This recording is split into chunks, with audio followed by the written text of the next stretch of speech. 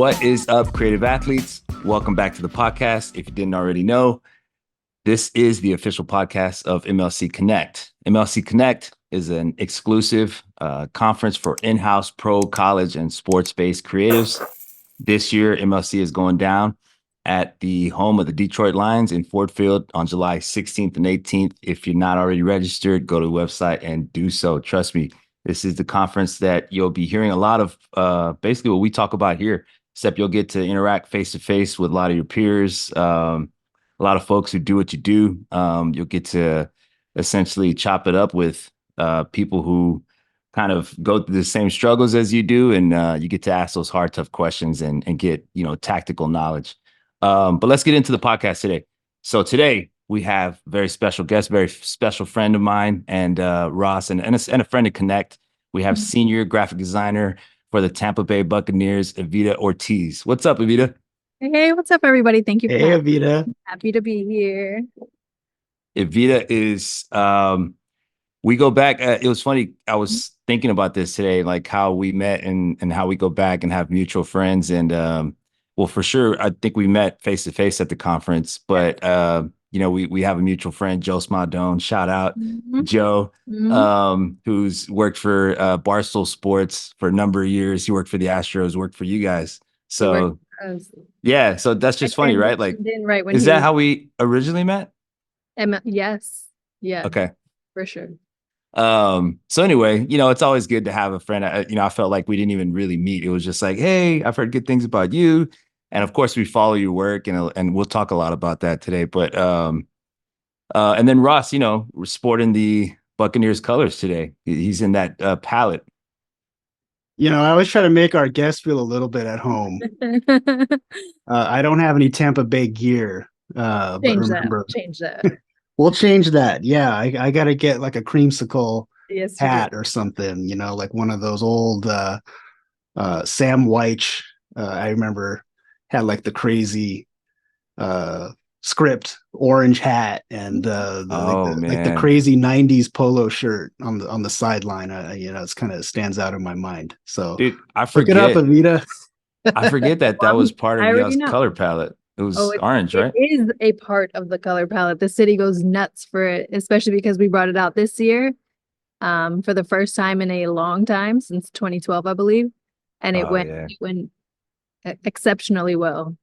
That's ironically awesome. It was against the game in Detroit, which where Zuby didn't perform well on the field, but off the field it was a true hit.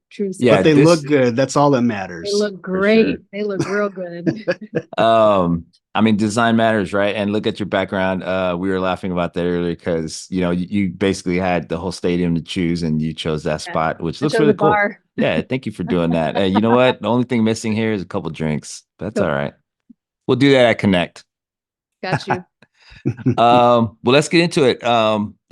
We have a bunch of questions for you. I just want everyone listening to kind of get to know you a little bit, and then we'll hit you with some, deep stuff. But you started out at Bank of America in Florida for about a good amount of time.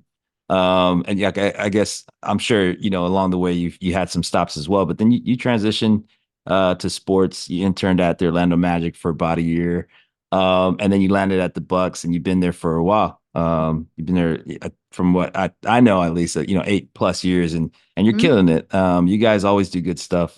We talk outside of this podcast, so we're a big fan of everything you guys been doing the last few years, especially. But I did want to kind of just quickly have you share kind of that journey, and I think the biggest question for me was just that transition from, let's call it, corporate to sports. That was a big jump. And kind of like not necessarily right in the beginning of your career. So can you just talk a little bit about that?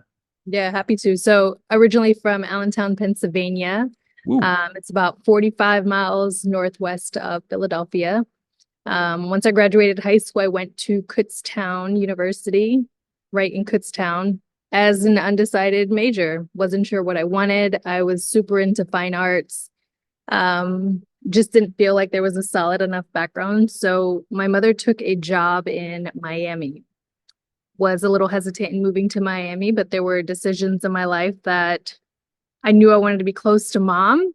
didn't want to stay in Allentown, so I transitioned to Jacksonville, and started looking for a job. So mentally, my mind wasn't on, I want to go back to school, I want to focus on art. It was more, I want to jumpstart my career, my life, with what I thought it was. Found a gig at Bank of America, huge campus in Jacksonville. I started in consumer banking. Thought, I'm young, real young, getting paid pretty good. I started going back to school part-time at a community college in Jacksonville just to continue my education. I transitioned to small business at Bank of America. I'm like, man, this is going good, 4 or 5 years deep. I did get my associates at a community college, but then transferred into UNF, University of North Florida.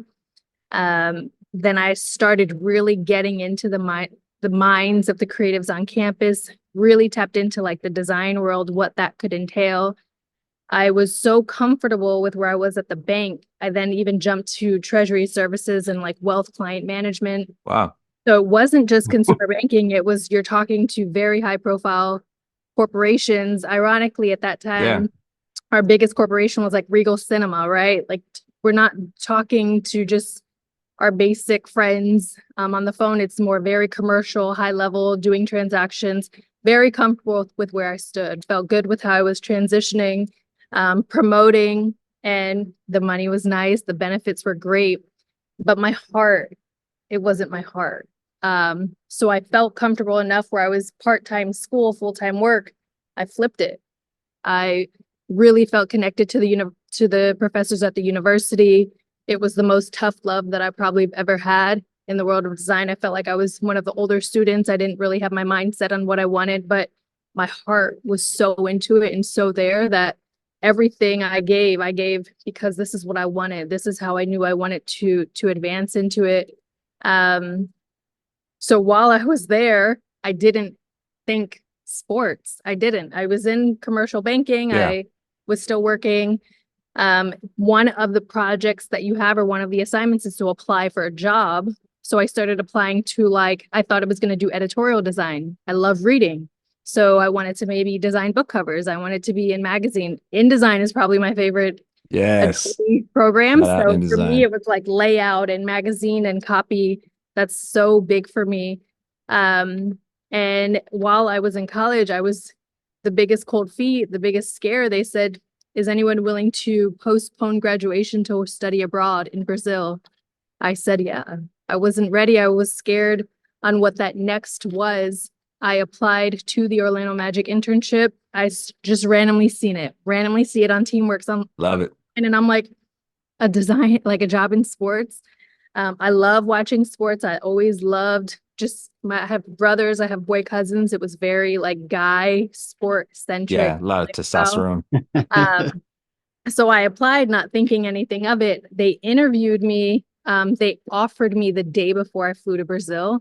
I started 2 days after I landed. So that whole month in Brazil, I'm thinking, oh my God, I'm leaving my whole life in Jacksonville. I'm going from 4 times what I made less. So making minimum wage in an internship, one of the hardest decisions by far.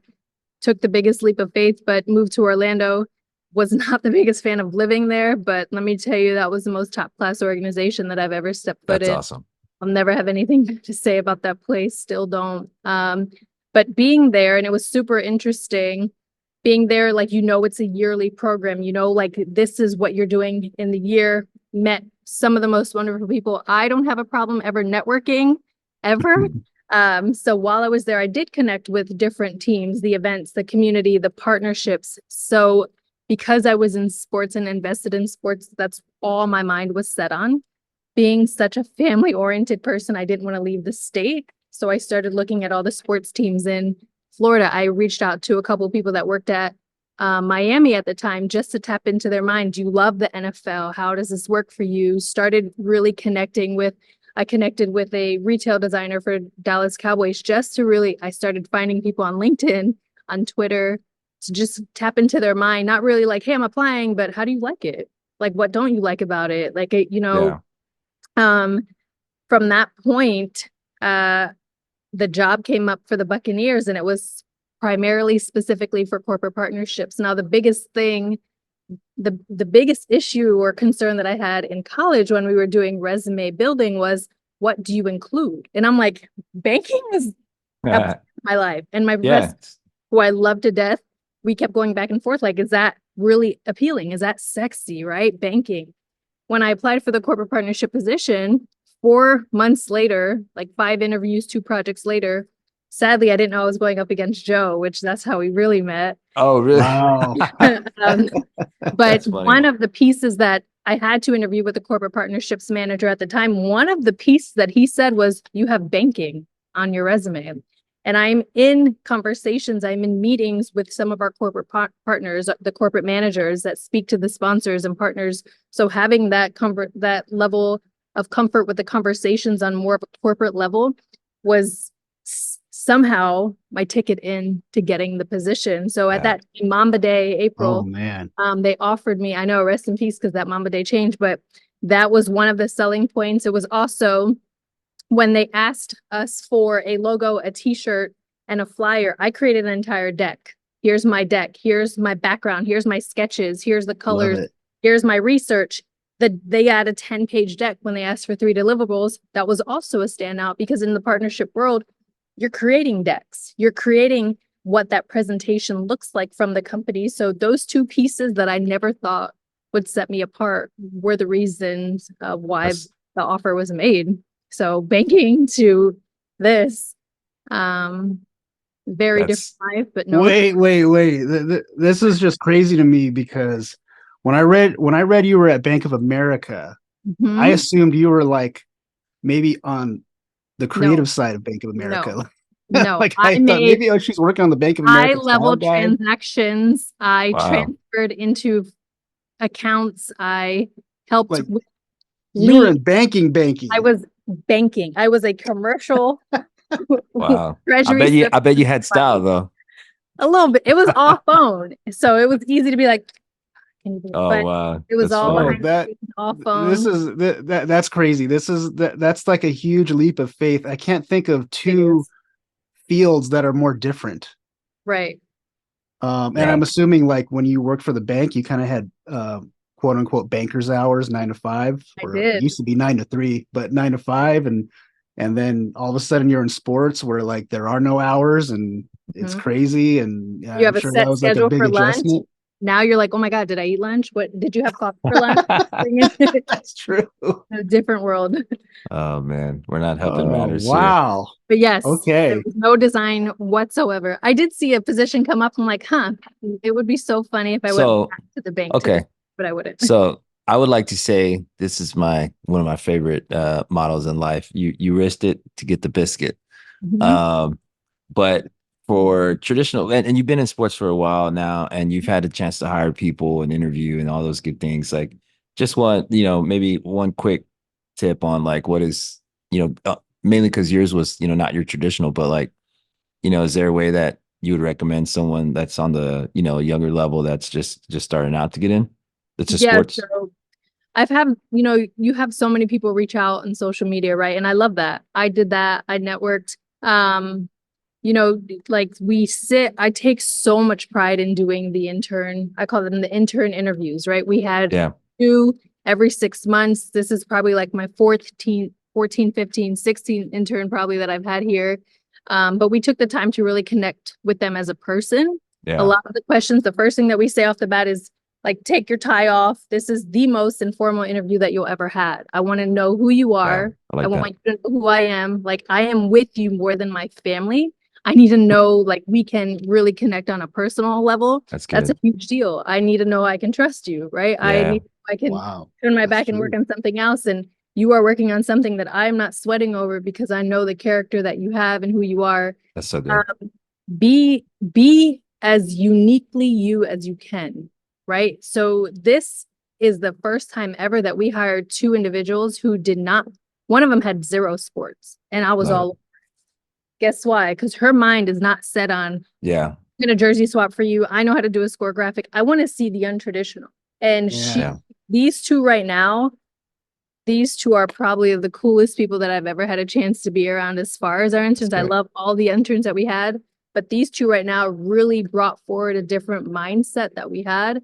I always believe in, if I'm not, learning, I'm not growing. And if I'm not growing, like, what am I doing? I stick behind that comment so much. And they have even taught us things and ways to look at, we look here, we're out of season, in season, out of season, but meeting these individuals, like, just be true to who you are.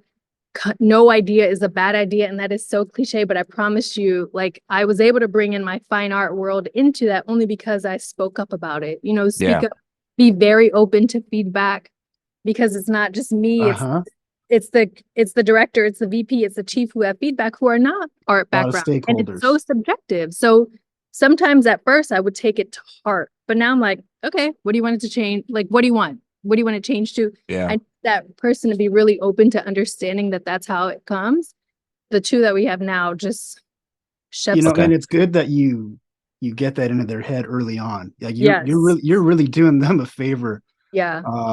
Because us as creators, we do take everything personally, know, and it did take me a long time in my career to realize that feedback is actually a gift. Right. And I've actually passed that on to our younger creators now. It's like, they get very frustrated with all the different levels of commentary they get back. Right. So I'm like, no, you got to remember, feedback is a gift, and it's best you learn that now. Right. You have to, because you will be stuck and you will be in your head, and it will just. Okay. Well, dude, I love all that. That's so good, because I think a lot of folks, and I think it's applicable not even just like internship interviews, just interviews in general, right? Like when you're interviewing with a team, you really need to sell yourself. You need to stand out, and you need to communicate. And you gotta find out what's your stuff, as they say in sports. Okay, well, let's jump to something that's like a little bit more, tenured. Like, so you've been with the organization for a while, and you've had to, find your own way to stand out. And I know, that's, of course, we all have like colleagues and peers and bosses and stuff, but what's one way that you would say that, a creative can stand out in the organization, maybe something that you can share or that you'd recommend? One way that I felt like you could is just trust, right? Come in, making sure that they know you're not trying to run how something will operate. Make sure they understand you're not coming in setting the tone of how something will be set up, but it's more of, I'm here to help you, and you're here to essentially benefit from what we're helping from. Let us really help each other. Like, be open to so much, right? Trusting so much. I think that's what made me feel like it was so successful in the position now, because I'm sitting here really wanting to just innovate how the process is, not trying to tear anything down, but how to just make all of our lives much easier. Yeah. Definitely. No, that's I think a lot of folks forget that's like corporate currency, right? It's like, hey, can I trust that, I'm going to share an idea with you. You're not going to bash it. You're going to make it better. You're going to deliver on time, those type of things. And, and then of course, there's no rushing that, right? Like that just takes time. Yeah, that's good. I like that. Communication is the biggest deal for me. So just and we forget that sometimes, it's like, well, can I do a cooler technique? And all that stuff's awesome. But when it comes to working on a team, not only an organization team, but like a team of multiple people, yeah, that's critical, especially when you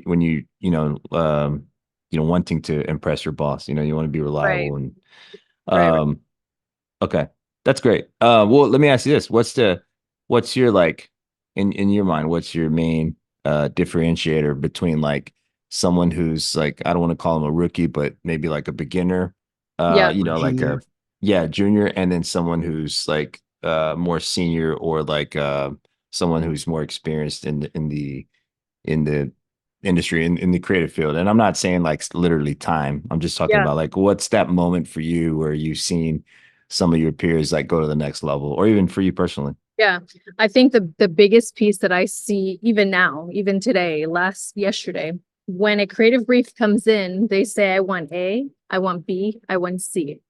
Now, sometimes our rookies will give you A, B, and C. It doesn't matter if it looks so bad, they will give you A, B, and C. What I've learned to do, and what we're really trying to help them do, is show them A, B, C. But guess what? You better put your heart into D, E, F, and then you show both. Wow. I didn't ignore what you asked for, but I'm giving you a recommendation of what this could look like. So I've seen people say, I don't think that looks good, use this. Well, how do you know? Well, this is what I asked for. You're right. I'm going to show you exactly what you asked for, but here's also my recommended approach. I will promise you 9 times out of 10, DEF approach is always chosen. You know why? One, dang, they actually showed me what I thought looked good, but they put their creative mind into it, gave me a recommended approach, and that actually does look good. That goes back to the trust, right? It didn't happen overnight to be like, use this. But I think you're going to have to work twice as hard, sadly, because you're going to have to show them why their approach does not work. But when you take the effort to show them why it would, they can only respect you for doing that. You can only respect yourself for doing that because you're standing behind what you feel like is right. You're also respecting your peer on what they want to ask for. And then ultimately everybody's happy because you get your way, they get a way that looks great.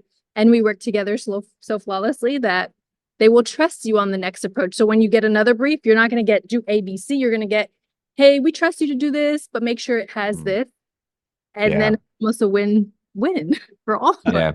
I just got to say that I'm so glad that you said that. I'm so glad that you verbalized that. Because I have not really heard that said or put in those terms that you just did.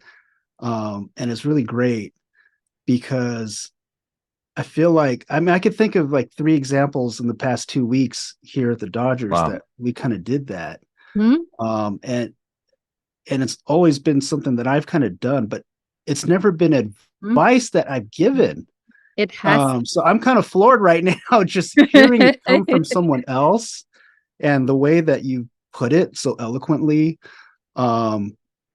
I think that might be one of the most valuable pieces of advice I've heard on this podcast, honestly. Like, seriously, people do ask for A, B, or C, or they ask for A and B, or they ask for A, like, I really think this will look good.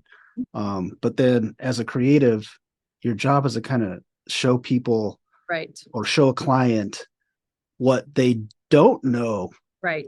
Like, you have to show them a strategy or a solution that they haven't thought of per se. And that is what really is going to set you apart in your career. I love that you said that. Thank you. Yeah. Don't ignore them. Acknowledge them. Acknowledge them.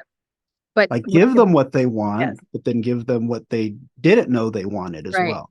My favorite part is when they sneak by your desk. Oh my God, I didn't even think of that. Or they want to publicly say, hey, that looks way better. But they come up, oh my God, great idea. Yeah, like our team, we're here for a reason. All of us just want you to succeed. We want to succeed. We're not doing it to be brats. So big difference. Yeah. And I love that it's so attainable the way you eloquently put it, because I've always been in the camp of like, I just, if they don't know, they don't know. Because I've only had a few creatives that actually do that without, telling them. But yeah, that seems so attainable. And honestly, that definitely what you and Ross kind of just recanted is just, to me, the growth of, like you like what we were talking about, like the showing a designer evolve. But you mentioned a few things, because you mentioned about, you're referencing a client or a stakeholder, and I think with your background and just seeing some of the stuff that you've done and the things that I know about you, you really had to blend a lot of brands together, and you've really had to really show what communication looks like collaboration from a design perspective.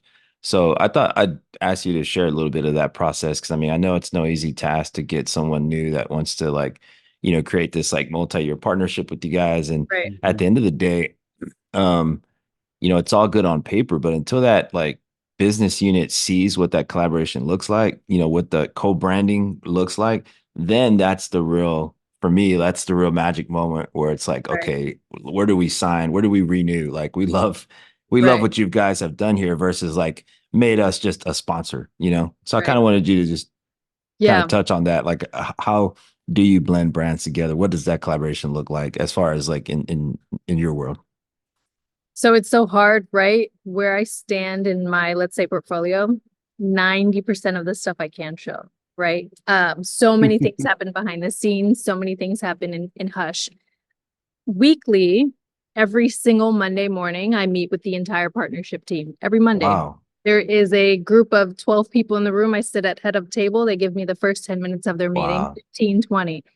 Hey, y'all, this is our week. This is what's coming. Sometimes we share hot tips, meaning our boy Mike is back today. That was the first words that came out of my mouth. Happy Mike Evans Day. We're all cheering in the room. So it is the most trustworthy room in that entire building. But there is a level. Wow. That is probably the most tenured group in that entire organization. I'm the most tenured designer. So there's no, like, it makes sense. 2, we talk through what proposals are coming, what pitches are coming, who are you speaking to, who's renewing. That happens every Monday. What's coming this week? Who's meeting? 5 of them are sales, 5 of them are the coordinators that help maintain. So you might have 5 different meetings that week with 5 different prospects. Wow. The biggest conversations that we have are with members that maybe are on the verge of renewing or not. Okay, I'll give you an example that did go live because that's out already in the public, so I can talk about it. Publix was, we needed to do a 5-year deal. Evita, we're bringing you in on this one. We're not really sure what and how to approach it. Okay, a few ideas that came to. I'm just gonna already tell you, I'm envisioning like Mad Men, like as you're speaking. Oh, it's fun. Like this, like, and we have some people in like our designers are like, I love it. It's partnership nerd, right? So like this geeks me out. So in this meeting, and I love Publix. Publix. Yeah, especially if you're from, if you lived in Florida, yeah. This is our supermarket of supermarkets. They were up for a 5-year renewal. Now, the biggest part of like Publix, obviously everyone talks about the pub subs, but it's made in the deli. At that time, when you go to the deli, there's pamphlets at every deli on catering. So the first thing that we did was we didn't do a traditional pitch deck. I designed their pitch deck to look exactly like their catering brochure. That's one. So good. I try to find their font. So good. So it's already in their language. It's already their language. I try to find the shapes that they use, the logo that they had, their Publix. I put the Bucks in Publix, every single tiny detail. Like I studied, and I was hungry doing this, but I studied this brochure because I wanted to make sure that I showed how we tailored us to work with you. Second, the biggest thing that people do at games are tailgate. Another conversation that we had was, how do you bring the tailgate to the stadium? Yeah. Talked about having pods that sell tailgate items. What successfully came of that is they have an entire lot that has pods of stuff trying tailgate food, playing tailgate games. That's a huge part of it.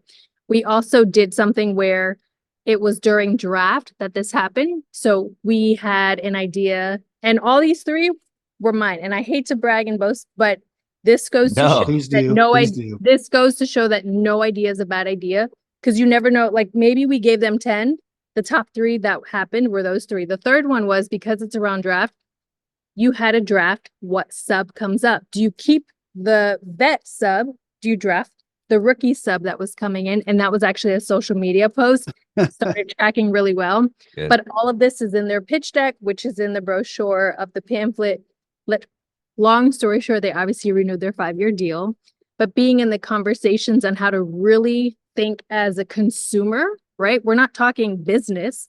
We're talking fan. We're talking consumer. We're talking what we want to see. I think that really, really helps drive the conversations of how they can just elevate what's to come. The scarier part is when they have deals that you can't really talk about. It's so hard to be so private from the rest of the designers. Maybe there's a new beer. Maybe there's something that we're really discussing that can't be discussed. And sometimes you want to get ideas and you want to really talk about it. But sometimes like our new, I don't ever want to call them interns, but our new designers might be excited. Ooh, she's working on this. This is so cool. That puts me just in a position, like, be careful how you talk. I know it's out of excitement, so innocent, but I have seen it in the past. We're like, man, she's like doing this for this. Like that's something I take super seriously, super private. Our biggest sponsorship deal in Bucks history I was a part of. It was a 2-year deal, over 170 mocks for the Advent Health Training Center. It was actually Florida Hospital Training Center. They changed names halfway through. Every single mock that was previously done, I had to redo to the new name. I found out that they signed, but I had to keep that secret for 8 months. So, so let me just ask a practical question related to that. because I think a lot of designers can relate to, working on sensitive information, be it sponsorship or a free agent or whatnot. Do you have privacy at your workstation, or at least some kind of like screen protector where people can't see what you're working on? Because people come in all the time, they look over, what are you working on? And it's like, oh, I wasn't supposed to, you weren't supposed to see that. Right. So the way we're set up, I used to have a very private cubicle. They moved us to a different area, but the way that we're set up now, there's probably 30 cubicles all in front. No one sits behind me. Right. So was it done on purpose? I mean, I would say, yeah. I used to even work on pieces at home. If there was actually 2 proposals that I had to work on at home. They were that confidential. They told me up front, you can't open this. And I'm like, okay. I can't help but kind of just point out the fact that this is like a very mission critical like business unit at this point. I mean, to say like creative doesn't help drive revenue, I mean, doesn't directly impact revenue is just insane. I mean, correct. This is like to me, this is a well-oiled machine, and you become kind of the communicator of these visions, and then, inspiring the other side of the table to say, you nailed it. Like, you guys speak our language, like I said, where do we sign? So yeah, it's so good. This is, and I do get it. Like, it's not necessarily all the, things you'll see on social media sometimes, or things that you'll see on the stadium, on the outside exterior of the stadium when you arrive. But at the same time, everyone plays a role. And at the end of the day, and if in order for you to like leverage the impact of the group and the department, like, this is a key factor. I know for sure these upper executives know this, what you just kind of outlined and said, like, this is a sweet spot for us. There's that communication going, because there's such a big misconception, in my mind. I mean, I would say that's a question for you. Like, what's a misconception that you get when it comes to, like, you working that closely with other departments? So, misconception right off the bat, Mike, those reps are in suits. Those reps are in ties. Those reps are dressed from head to toe. I am in some high top Nikes, cargo jeans. Like, this is my getup. And to be seated at the head of that table, having those conversations with that group, at first I'm like, this is odd. I never walk in there feeling less important than what they are. I never feel like I'm looked at any differently from them. We walk a different path, but in parallel, right? Like, we work and are there for a mission. So I'm not in competition with them. I don't have to be like them. I never once felt judged. It was hard too, like, being real personal. Corporate America is a very white, male dominated field at the time that I knew what corporate America was at that time. Now it's everyone has that. Coming in as a Latin female, that was hard for me. That was hard for me because I thought, how do I fit in with this life? But it wasn't. It's a mind game. It's in your mind. Like, your worth, what you have. I get so respected from that group and my organization that I could feel as comfortable as I can as a Puerto Rican woman being the senior designer of a national football team. So I can't even ever sit and the understatement of blessed and feeling like this is really my path of making lives different and changing. This is really how it is. So just be very confident with who you are. And that just goes into like how these creatives can really just branch into what this field is. Yeah, absolutely. And that's a great message, being that it's National Women's History Month.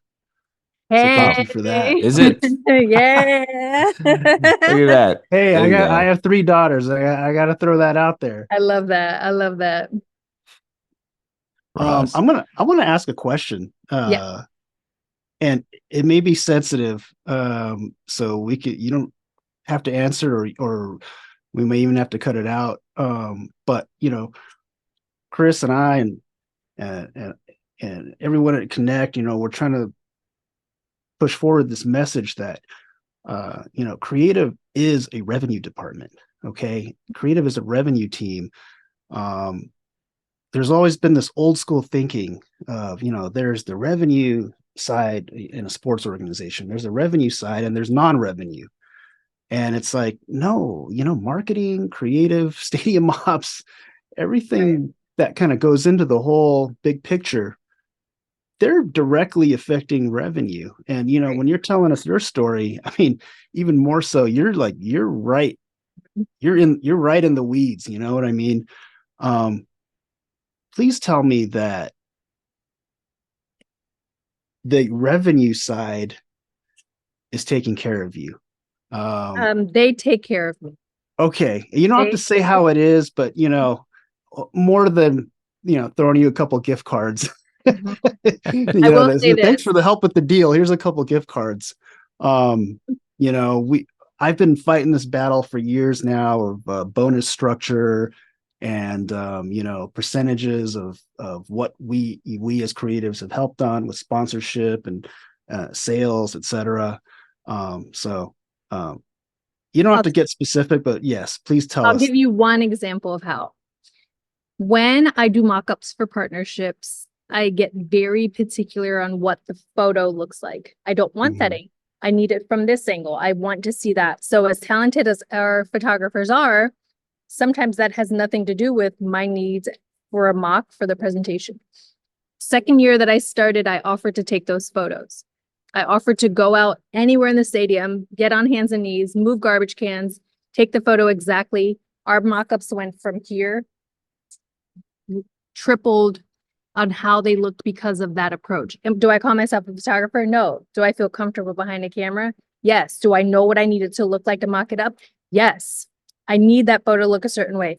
Because of that, and that I promise you that means something in what I'm going to say.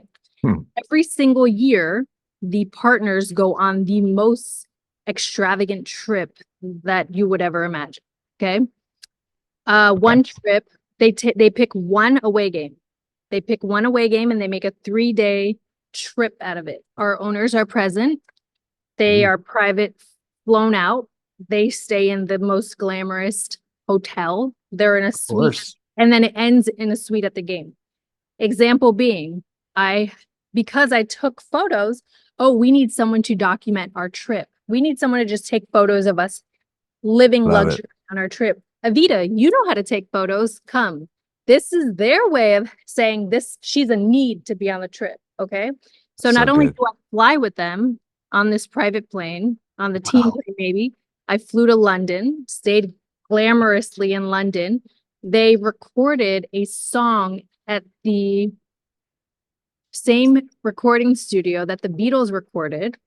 I was able to take photos there. I was able to go anywhere they went. They went on the dinners that they had, the menu. I am included in every single venture, I can only imagine. Meal, hotel, and gifting experience that the partners are, because I'm required to be on the trip. Now, am I required or necessary? Right? Yeah. But this is something that shows they value my worth without saying, dang, I wish I could give you X amount of money, right? This is them showing. These are trips that I would probably never be able to afford in my life. I'll be honest. And hopefully maybe, right? I've got to stay in the hotel that they recorded Pretty Woman in when we were in LA. We stayed at Beverly Hills. So there are things that I'm like, I got to do this or this that I share with my family. We were in Napa Valley. We just came back from Napa Valley for this season. And we stayed in Napa and we went on wine tastings but I'm taking their photos, right? So that is and that's every year. And I've been on trips, but I document what this feels like and looks like for their experience. And you better believe that's going to be in next year's pitch, right? It's like, hey, this is the type of, that's so good. And that's something that's, you could say it may not be quantifiable. I say it is, it's like, that's the type of company you want to work for. Someone could say like, well, does that pay the bills? In some ways you leverage that and it can impact, but at the same time, this is what inspires you to do your work, right? Like this is what inspires you to like work with great people who appreciate you. Like that's honestly, I mean, that's what, I would happily take that versus, hey, just pay my bills and don't talk to me when I come in and don't appreciate me. Like, I mean, that's incredible. I appreciate sharing that. Say that. Yeah. So that's the only one I can share, but That is one of the highest pieces that it's almost like I am forever grateful for how they treat me, forever grateful for how they value me. And you don't see that everywhere. And I only say that because there are places that do that. And this is a testimony of them doing that. Like, so, but it's a lot of work in between. Don't think it is a lot of hard work. Throne. But I am happy to hear that they're taking care of you, and I appreciate that. Your hard work is noticed and appreciated. Sponsorship, partnership departments, gotta take care of your creatives. Not easy. Okay, I have a couple more questions. Let's move on to something that I heard you say earlier that I'm curious about. You mentioned InDesign, and one of my questions that I had written down was just kind of like your process and tools that you use, and maybe what's an underrated tool that doesn't maybe get the love, or maybe that does something for you specifically that you'd recommend. But let's start with InDesign, because it sounds like that's the software you feel really comfortable in. But I don't want to put words in your mouth. So that is the software that I feel most comfortable with, because it's for presentation, for layout. But like, sadly, what I've been working in a lot now is PowerPoint. And I know that's the dreaded program of everyone. That's definitely underrated. It's and I like speak to Jed about this all the time at the Giants. Like, oh my God, I didn't know I was going to go to college to work in PowerPoint.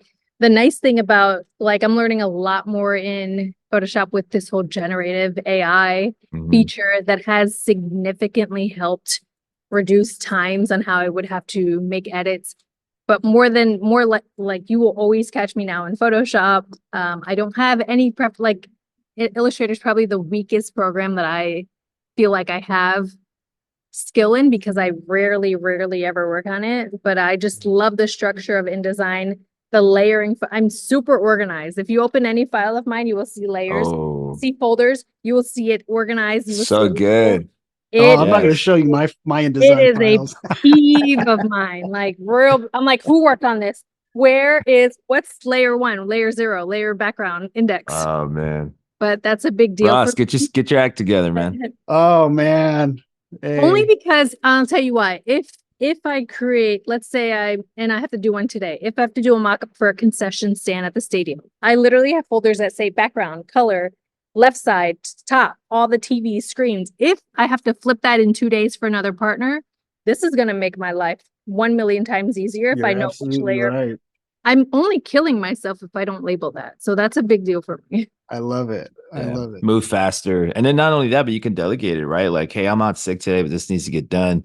Can you take it from here? Staff member X. But to answer your question, like, the pen tool is my tool of life. So I'm also going to have a little hot take here. And Evita, you might agree with me. I think just InDesign itself is an underrated design tool, like the whole app. Correct. Because we got all these kids now that could do edits in Photoshop. And, your average like middle school 8th grader can do like a jersey swap these days. Right. It's like, as a senior designer or a senior level creative, I'm going to, doing the hiring, I'm going to judge you based on if you know InDesign or not. I judge based on if you know type. I do. If your type is super large and gaudy and the tracking and leading seems default, and I feel terrible because the team knows it. That's the first thing I call out. I'm like, their type is trash. I'm sorry. I can't. You're just like talking my language rip now. up that resume. We create so many flyers. We create so many emails. We create so many information pieces. That type is such a big component of design. That is design. Oh, Evita, preach, please. And I don't think it's coming through on Zoom, but like the hearts are like coming out of my eyes right now. Oh man, you're talking my language. It's such a big deal. That goes back to your question, the senior and the rookie, because the rookies do not understand. I have books of type at my desk. The rookies do not understand the importance of how that's truly a fundamental of what design is. And once you at least understand some of the basics, I promise you, it will make the biggest difference on what your piece looks like. 100%. Like look at a YouTube video or something, kids, because And I'm like chastising younger designers all the time, and I sound like such an old head, but I'm like, do they not teach typography in school anymore? And they don't. They really don't. They don't. It's not a crazy. requirement at all. It's crazy. You guys are making me think of like a new onboarding model. Like I don't know if you ever heard I don't know if this is still true to this day, but I know I've known multiple people who work for Disney, and before you can even like go to the job, you go through like Disney Academy, right? And you like make sure that you point a certain way, or you treat people a certain way, and you learn the mannerisms and the jargon. Right. And I'm like, okay, I could see working for Evita. And it's like, hey, before you even talk to me, read these 3 books and and I'm like, design I'll these give recommendations. Yeah, when you're ready, come, Hey, let's Phil chat. Jackson. Because it does help with the process. Like, I'm happy to help train and teach that for sure. And we still do. And I'm still learning some new techniques on how to do it. But the fundamentals are so important to have when building just even the smallest pieces. I mean, is it digestible? Can I read it? And I'm like, what are you even trying to say? Yeah. It's such a big deal. Well, that's so important in the stuff that you're building, right? Which has a lot of information, a lot of blocks of text, a lot of things to read, and that you actually want people to read. So like the typography has this whole connection to your brain, right? As far as like the hierarchy and everything. Like if it looks like hard to read, people aren't going to read it. Right. Hands down. I won't. I always this is going to be a weird comparison. I don't know if I can do it, but I look at InDesign like the way like a video of graphic design, because I think in communication you look at photos and they have their place and they're so strong and bold, but design has its place. It's so strong and bold, but then video kind of touches different levels of the sensory, right? It's like, oh, it's moving, I saw this, but now I see this the next, second, and there's audio. And so when I think about InDesign, because honestly, I'm a big fan of it as well. I think about a creative has to constantly pitch their vision. I think at a certain level, once you get to a certain level, you really have to communicate your vision and pitch it. And if you're really asking for, larger things that are multifaceted, you need multi-page layouts, so that the InDesign ends up becoming like the video of communication. It's like, hey, you know what? Cool, I got you. I've made my statement. Let's go to page 2. Cool, I got you. And I've seen people make that. Like I've seen people make presentations in Dex and Illustrator and in Photoshop, and I get multi artboard and all that, but the fact that they're master pages in InDesign, and like if you're not using, or like styles, character styles or paragraph styles. I mean, that's specific. Like you're forcing another software or app to do that. So I'm always a really big believer in when you get to a certain level of communication, like you really have to use presentations to do that. Like, I don't know if that'll ever get outdated, but that's what a lot of executives and leadership speak. Your CMO speaks speaks presentation, and if they have to sell that, hey, we're asking for 2 more designers, or the bigger travel budget, or a bigger content budget, they need to kind of, to give it merit, it's going to be through a presentation. It's not going to be through a one-sheeter. Right. So, it's hard. That's why it's not as favored, because it is hard. You have to take the time to understand it and learn it and get used to it and be updated with the updates of it. And people are real quick to be like, I don't want to take the time, or this is tricky. And I see that. So it's I gotta, since this has turned into an InDesign advocacy pod, I know we gotta move on. I know I gotta tell a quick story. We'll get to hot seat. Appreciate this. Well, this is something you might not think that you would use InDesign for, but we actually do our locker room nameplates, the player nameplates in InDesign. And you know why that is? Because we do a separate piece that just has the number, 0 to 100. And you could go in and make 100 pages and type out each one. But what did I use, Evita? I used the automatic page numbering Page tool. numbers. Oh my gosh, that's so genius. It took 2 seconds off this table. That's so InDesign. good. Yep. That's And so yeah. wait, noted. Cheat code. That's what this podcast is about. It's Cheat about cheat code. codes. I knew where that was going, and that's so good. Good job. Okay. Right. This is fun. And you know what? Just not to like, jump in and pitch connect, but honestly, like these are the type of convos that I love having when we're in person and we're at the after party and it's just like it's so good because we could do this for a really long time. All right, let's get to hot seat questions and then we'll probably get to a wrap here soon because like I said, this is so good. We might have to do a part 2 with Evita. I know. We'll do a part 2. Okay. All right. So hot seat questions, we just, they're just fun. They're lighthearted, but at the same time, it kind of lets us know who you are. Favorite team besides the team that you work for? Orlando Magic. And sadly, they were my team before. I secretly, though, if we're staying in the NFL, the Steelers were my team growing up, being from Pennsylvania. I was in Detroit Palomalu for Halloween.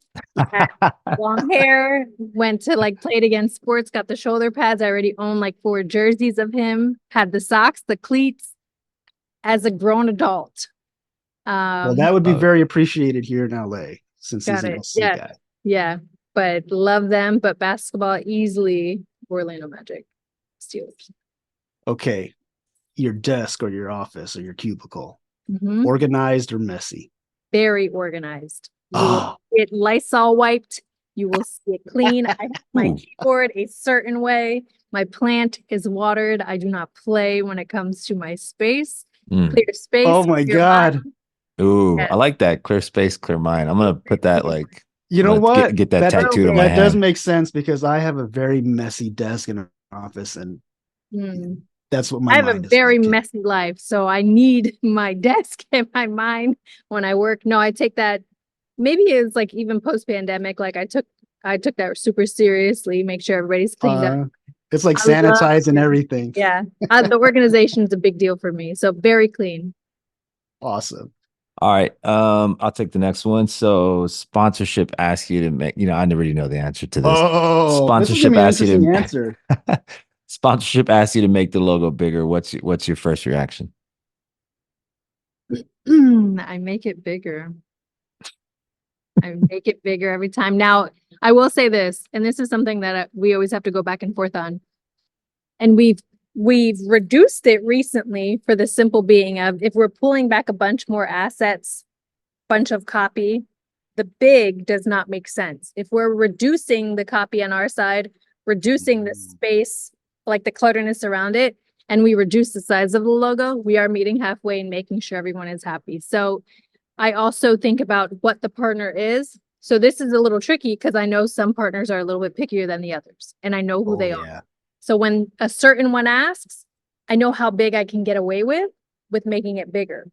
If another one asks, I know there's no negotiating there. So maybe it's just I know how they are, just do it, or nah, don't go big. They won't notice. Go a tiny bit bigger, and most of the time it's fine. But we have really shifted the way that we add all this big copy and these big photos. If we reduce all that, it looks like there's way more space, so it doesn't have to be bigger, showing the way that we can construct it. That's hard though. I always take their side. I'm like, partnership one, they want it bigger, go bigger. So it's that's a very multifaceted answer. You gave some context there. So yeah, I know. All right, and you've experienced this. Super Bowl game day. What's your pregame meal? What's going to bring your team the most luck? Did you even eat? I know. What did you eat? Super Bowl pregame, I did not eat. I was sickly nervous. Oh my God. Pregame meal, I will eat wings for breakfast, lunch, and dinner. So it probably was some sort of wing, maybe some Spanish rice, some Spanish food. I will have coffee pre, during, and post game. So coffee is on deck. God, I'm getting hungry. Those are my ready hype meal food choices. But I had to bring out the I had to put my thinking cap on. Are you a Oh oh yeah. yeah. Congratulations, by the Thank way. you. I I was appreciate that. so happy for you guys. So were That's we. yeah, that's such a cool career moment. I mean, so many um, don't ever get to experience that. So that's thank you for Pandemic sharing year was that the with us. hardest year to experience that. Yeah, Because that mask could not leave your face and you're yeah. sweating, crying, and excited and everything above. Yeah, Um, Ross can relate. Ross is Oh, I know kind of all about it. yeah, yeah. yeah, yeah, yeah. Well, like we said, make sure you bring that to the conference this I year. will. We'll Yeah, we'll take definitely a have picture with Okay, ours.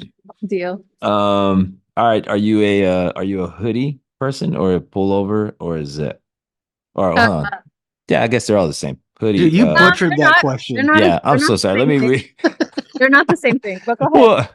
Well, okay, go. You answer. The crew neck is by far She top knew what I three. meant. Crew neck is the choice. Oh, the crew The neck. crew neck. I Yeah. love a good crew neck, a good maybe thick, chunky crew neck collar, a little You know, back I've crew neck's my choice that crew neck. recently. I The crew necks recently are back with a vengeance. yeah. They Oh, were crew gone neck for a is while, but they're back. 100% me. Mm. Maybe because sometimes I always wear a bun and I feel like the hoodie sometimes. Anyway, second is hoodie for sure. And then third's the zip up. I'm not the biggest fan of zip ups. I love a real loose, chunky button up, maybe like Mhm. what I'm wearing now. But apologies, there's a tour that's gonna pass right behind us right now. So let me. All good. That's hey, we Okay, work in we'll wave at them. sports. I'm sure there's been some odd things happening behind me as well. Nah. Okay, Um, last one for the InDesign queen. What's your go-to typeface? Ooh. Mm. This is hard because I'm so She's going like I could defaulted. see the menu popping up right next to your I, head, like the font I menu. think I think because it's I'm so rolling through. defaulted into what we're using right now. Like I'm gonna expose him real quick, but the way that John Contino has been producing some fonts, his library, I'm trying to not only think of his library. He Oh has what's yeah. called an Empire block that is just beautiful. That's not a body copy, that's a headliner. Mhm. I don't know. Yeah. Man, this is a tricky. I love a serif. I love a real sexy serif. Um, it has to be legible, real picky. Like I think Yeah. Arial's a little chunky. Don't give me any of the Calibri, the defaults. But I take a lot of. That's a big thing. I will not read a book if I don't like the font. Oh, I Wow. love it. I will not read Savage. the font choice or the spacing is not there. I'm like, I can't do it. I could see you at Barnes and Noble, like, Huh? Let me no. open it up. Yeah, nah, I'm good. I love a book. I love an open book. I love to see what they are, how they typeset it, what those margins look like. It's a big deal. Oh Okay. man. Last question. Yeah. Um, so we know you and we have access to you because we've been, connected through the years. But how does someone reach out to you and what are you willing to like, offer if someone's looking for a woman in business or just, someone looking to break into, the next level of like leadership in their department, like what's some areas of advice that you give and how could someone reach you? So you can definitely, I would always recommend Twitter. Happy to conversate with you or converse with you through Twitter, through LinkedIn. Instagram's probably the least because mine's private. It's a little, there's just not as much that Yeah. I communicate with on there. I'm always happy to have conversations. My DMs, I have many conversations with a ton of just branching out. I think the biggest thing is how you approach it, right? The question of, how do I get a job or, can I come to a game or the standard questions, be just a little bit more innovative on what you ask for, be more Mm. specific on what you Good. ask for. That's so good. Hey, like this is my portfolio, what advice do you have? Or, hey, what other things do you recommend that I explore? Things like that get more into detail that I can give you more of a specific feel. Great There's advice. there's a couple of DMs that I'm even pending to respond to now. I think the biggest thing is show me something not sports, right? Show me something that you love. Show me something that's a personal side project that gives me an idea of who you are outside of like showing me just sports isn't sexy to me anymore, right? Like, show me something that excites you. Show me something that you took the time to really dig deep into, that this means a lot to you. I explored this further, and this is something I'm proud to post. And I promise you, like, that will really start the conversation, trigger the conversations of happening. There are many creatives that have interviewed for the internship that I have interviewed, and they were not offered. But I'll tell you what, we have chatted on Zoom. We've connected through FaceTime. I am happy to have conversations further. Doesn't mean you're not good enough, but show me more that you can produce. And, you know, and maybe this isn't for you, but I'm still happy to be here as a person, as a mentor, to help guide you to get where you really want to be. But just being a good person. I know some individuals who maybe I responded with something they didn't like, and then I'll never hear from you again, you know, and, you know, just keep that conversation open, and just show me who you are beyond the jersey swap. You know, I mean, I hate to say it like, but sometimes peel back some of those layers. Yeah. What are you passionate about, and give it some context too. Sure. Yeah. I recently had an opportunity to speak at Duke, and there was, golly, the questions were so good, and everyone in that particular organization that we spoke to was like very well prepared. And I was like, that's how you want to, you know, immediately there's a valuable exchange of, you know, this is deeper than just transactional. You're actually, you know who I am, or you know, you're complimentary, or you're telling me really quickly what you're passionate about, and I could work with that. Yeah, it's so good. Personal, right? Like, he just casually dropped that in there, that he spoke at Duke. I know, like, what the heck? Man, what that's honor. Awesome. That's super. But like, get personal, right? I remember someone asked me, like, how do you feel as a minority woman? You know, how did you do that? And I appreciated that, because that's not conversations that I have every day. That's not a question that I rarely ever get. So for someone to be comfortable and vulnerable enough to really want to start those conversations with me, I'm all here. I want my family to see that. I want, you know, the younger generation that's essentially taking over what we do. I want them to see, like, be good, be a good human, do it right, and be really proud of who you are. Evita, thank you so much. Yeah. Like we said, you're one of our favorites. And we just thank you so much for joining the podcast and giving your insights and expertise and showing us your personality. Can't wait to connect with you again. And guys, be sure, if there's something that Evita said or that you caught here that, you know, a friend needs to hear, or a colleague or someone outside of sports, you know, would find value in, you know, be sure to share this. Of course, we'll take a like, a comment, and subscribe as well. That's important for us to kind of get this message of creative athlete, you know, and the podcast out. I mean, that's at the end of the day, it's really what this is about. It's just having this, you know, athletic mindset and, you know, high performance based mindset, and kind of intersecting with the design and the creation and the photography and the motion graphics and everything we do. At the end of the day, it is sports and it is competitive. So that's a lot what we talk about here. If you haven't registered for the conference, please do so at MLC Connect /registration. It's going to be at Ford Field in Detroit. Ashley Strauss, creative director there, is going to be our host. We're a big fan of her too. And Detroit's just a cool city. So yeah, can't wait to see you in Motown. And Evita, thank you so much. Ross, always a pleasure. Always a pleasure. Thank you, Evita. Thank you so much for your insights. And I look forward to meeting you in person in Detroit. Detroit. See you, gang. Bye. Later.